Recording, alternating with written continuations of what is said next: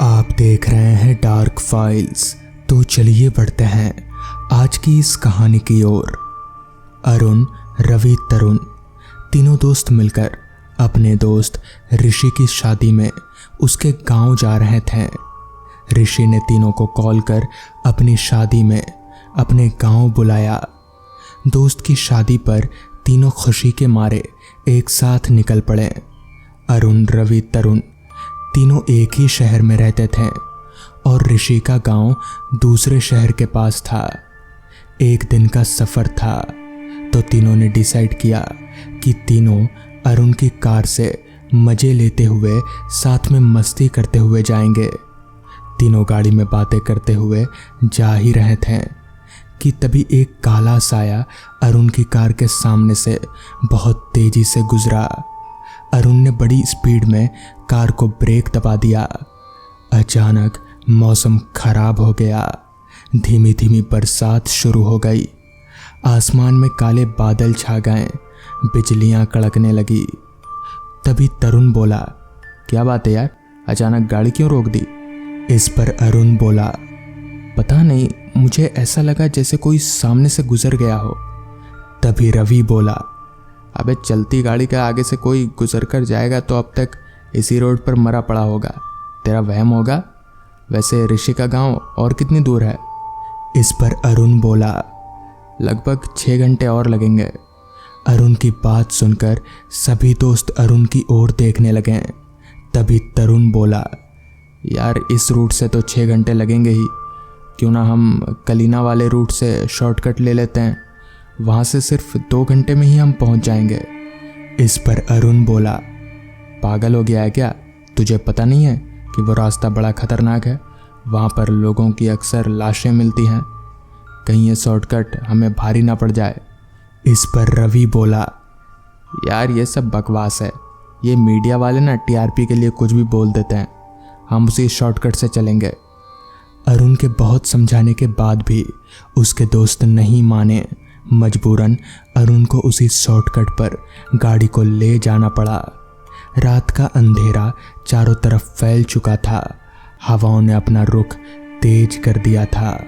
चारों तरफ सिर्फ और सिर्फ हवाओं की आवाज़ ही आ रही थी। ऐसा लगता था जैसे अरुण और उसके दोस्त उस रोड पर अकेले हों। जंगल के बड़े बड़े पेड़ रात के अंधेरे में किसी राक्षस की तरह लग रहे थे। अरुण के चेहरे पर एक डर था। वो उस रोड पर बहुत ही तेजी से गाड़ी ड्राइव कर रहा था। उसके ड्राइव करने के अंदाज से ऐसा लगता था मानो कि वो जल्द से जल्द उस रोड से निकल जाना चाहता हो। तभी अचानक एक बहुत बड़ी बिल्ली उसकी कार के सामने आकर खड़ी हो गई। अरुण ने बड़ी स्पीड से कार का ब्रेक दबा दिया। उस बिल्ली को देखकर तीनों दोस्तों के माथे पर पसीना आ गया। उस बिल्ली का कद आम बिल्लियों से बहुत बड़ा था। उस रात के अंधेरे में उसकी आंखें अजीब अंदाज में चमक रही थी। अचानक वो चिल्लाती हुई जंगलों की तरफ भाग गई। रवि और तरुण ने डरते डरते अरुण की ओर देखकर कहा, ये क्या बला थी यार, बिल्लियां तो मैंने बहुत देखी, लेकिन इतनी लंबी बिल्ली तो मैंने कभी नहीं देखी। तभी रवि बोला, यार मुझे लगता है कि अरुण सही कह रहा था, हम लोगों ने गलत कर रास्ता ले लिया यार। तभी अरुण बोला, मैं कहता ही था, अब भी वापस चलो, मुझे कुछ ठीक नहीं लग रहा, मैंने इस शॉर्टकट के बारे में बहुत कुछ सुन रखा है। तभी रवि बोला, तू सही कह रहा है यार, इस पूरे रोड पर सिर्फ हम लोगों की ही कार अकेली दौड़ रही है, आसपास कोई नज़र नहीं आ रहा, ऐसा लगता है कि रात के सन्नाटे में सिर्फ हम लोग ही यहाँ पर लड़ रहे हों। अरुण के दोस्तों ने वापस मुड़ने की सहमति दे दी, मगर अरुण ने जैसे ही कार वापस मोड़ने के लिए कार स्टार्ट की, कार स्टार्ट ही नहीं हो रही थी। अरुण और उसके दोस्तों ने कार को स्टार्ट करने की बहुत कोशिश की, धक्का भी लगाया, लेकिन लाख कोशिशों के बाद भी कार अपनी जगह से टस से मस नहीं हुई। तभी अचानक एक दिल दहला देने वाली भयानक चीख उनके कानों में टकराई। चीख सुनकर तीनों एक दूसरे के चेहरे की ओर देखने लगे। अरुण ने कपकपाती आवाज में अपने दोस्तों से कहा, ये तो किसी औरत के चीखने की आवाज़ है यार। तभी रवि बोला, तू सही कह रहा है, कहीं ऐसा तो नहीं कि कोई औरत मुसीबत में हो। तभी तरुण बोला, क्या बात कर रहा है यार तू, देख यहाँ दूर दूर तक कोई इंसान मौजूद नहीं है। अचानक अरुण की निगाह सामने घनी झाड़ियों में पड़ी। अरुण ने देखा रात के अंधेरे में झाड़ियों में कोई खड़ा हुआ उन सबको घूर रहा था। उसे देखकर ऐसा लगता था जैसे उसकी आंखों के अंदर आग जल रही हो। ये देखकर अरुण के शरीर में डर की सिहरन दौड़ गई और अरुण बुरी तरह से घबरा गया। अचानक अरुण को मुरझाया हुआ चेहरा देखकर रवि अरुण की ओर देखकर बोला, क्या हुआ यार, तू इतना घबरा क्यों गया? इस पर अरुण बोला, वो सामने देख, झाड़ियों में कोई खड़ा है। अरुण के कहने पर उसके दोस्तों ने झाड़ियों में नजर डाली तो उनकी आंखें फटी की फटी रह गईं। दरअसल वहां पर एक औरत खड़ी थी। अंधेरे की वजह से उन्हें उनकी शक्ल तो नजर नहीं आ रही थी, मगर सफेद चमकती उस औरत की आंखें उन्हें साफ साफ नजर आ रही थी। उस औरत के गोद में वही बिल्ली थी। ये देख उन तीनों दोस्तों की तो हक्की बक्की ही बंद हो गई। वो तीनों भागकर गाड़ी में आए और कार के अंदर दुबक कर बैठ गए। उन्हें अब समझ नहीं आ रहा था कि अब क्या करना चाहिए। वो औरत धीरे धीरे उनके करीब आ रही थी, मगर तभी पीछे से उन्हें एक गाड़ी आती नजर आई। दरअसल वो एक पुलिस की पेट्रोलिंग जीप थी। उनके आते ही वो औरत भी ना जाने कहां हवा में धुआं हो गई, जिसके बाद तीनों दोस्तों ने उनसे मदद ली और उस रास्ते से बाहर निकल गए। मगर वो क्या था यह आज तक किसी को सही से पता नहीं चल पाया। तो दोस्तों, ये थी आज की पहली कहानी। तो चलिए बढ़ते हैं आज की दूसरी कहानी की ओर। मैं एक छोटा मोटा फोटोग्राफर हूँ। तस्वीरें खींचना मुझे काफ़ी पसंद है। जिंदगी में तो नहीं, तस्वीरों से ही अपनी खुशी ढूंढ लेता हूँ। इसलिए मैं आए दिन जगह जगह तस्वीर खींचने जाता रहता हूँ। इस बार भी तस्वीर खींचने के लिए ही सितारापुर जा रहा हूँ। सुना है वहाँ काफ़ी सुंदर सुंदर पहाड़ और वादियाँ हैं। बस की खिड़की वाली सीट पर बैठे बैठे मैं ये सब देख रहा था, क्योंकि बस अब लगभग सितारापुर के करीब पहुंच चुकी थी। दोपहर का समय था और ठंड का मौसम। उस ठंड में धूप लोगों को एक नई जिंदगी दे रही थी। करीब और 5 मिनट के बाद बस सितारापुर पहुंची। मैं बस से नीचे उतरा और कोई ऑटो रिक्शा ढूंढने लगा, क्योंकि मेरी मंजिल ये नहीं थी। तभी मुझे वहीं पास ही में 2-4 ऑटो वाले खड़े नजर आए। मैंने उन लोगों को पहाड़वन जाने के लिए कहा, मगर उनमें से कोई भी पहाड़वन जाने को तैयार नहीं था।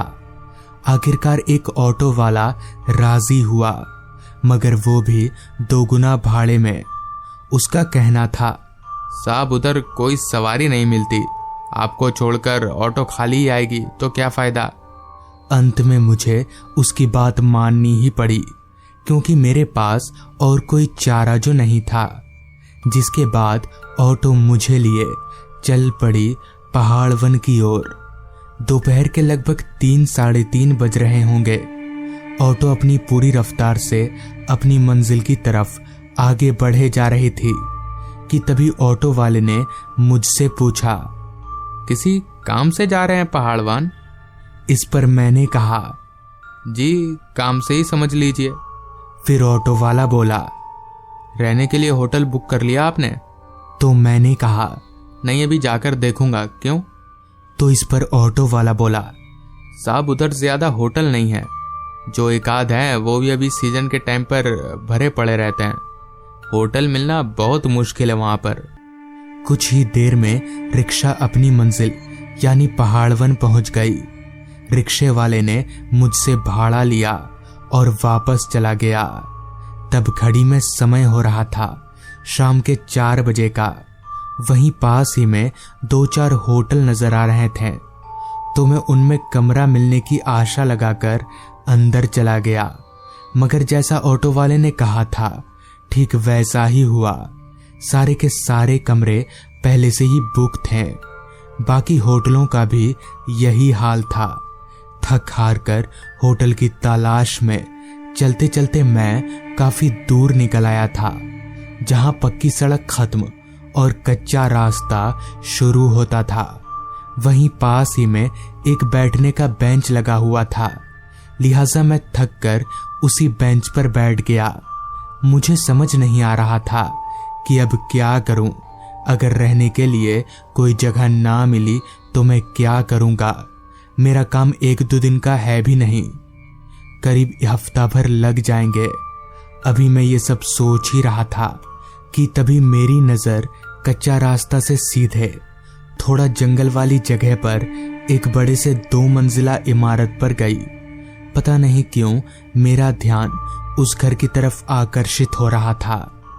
मैं अपनी जगह से उठा और चलते हुए उस इमारत की तरफ जाने लगा। चलते चलते मैं जब उस इमारत के पास पहुंचा तो पाया कि वो कोई घर नहीं बल्कि एक होटल है। दरवाजे पर होटल का बोर्ड लगा हुआ था। मेरी आंखें चमक गई। बस यहाँ एक कमरा मिल जाए, ये सोचकर मैं उस होटल के दरवाजे की तरफ जाने लगा। हालांकि होटल थोड़ा पुराना जरूर था, पर अब कुछ किया भी तो नहीं जा सकता। यही सोचकर मैं होटल के अंदर दाखिल हो गया। होटल के अंदर मुझे कहीं पर भी कोई आदमी नजर नहीं आ रहा था।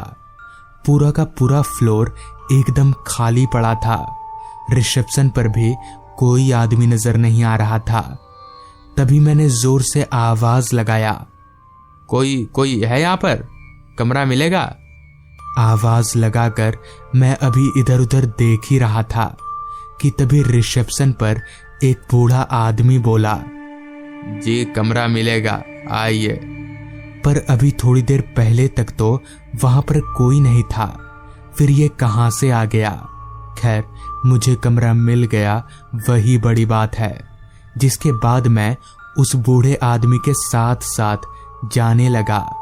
तभी मैंने उस बुजुर्ग आदमी से पूछा, चाचा यहाँ खाना तो मिल जाएगा ना?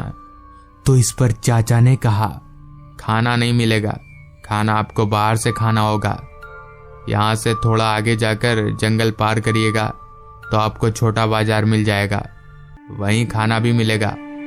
चलते चलते चाचा एक कमरे के पास जाकर रुक गए।